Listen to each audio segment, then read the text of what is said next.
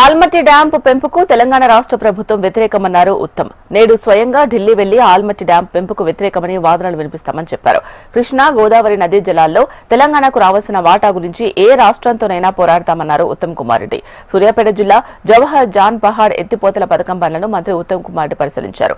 అధికారులు కాంట్రాక్టర్లతో పనుల పురోగతిపై సమీక్షా సమావేశం నిర్వహించారు. తెలంగాణ రాష్ట్ర ప్రభుత్వం మేము తీవ్రంగా వ్యతిరేకిస్తున్నాము.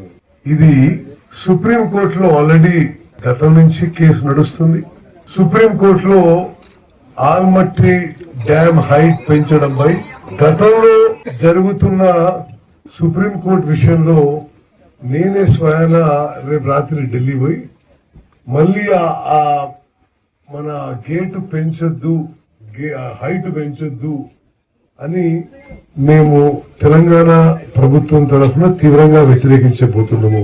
తెలంగాణ రాష్ట్రానికి కృష్ణా నదీ జలాలు, గోదావరి నదీ జలాల్లో మా కాంగ్రెస్ ప్రభుత్వం, ప్రస్తుత కాంగ్రెస్ ప్రభుత్వం చేసిన తీవ్ర కృషి గత ఏ ప్రభుత్వాలు కూడా చేయలేదని చెప్పి కూడా మనం చేస్తున్నాం.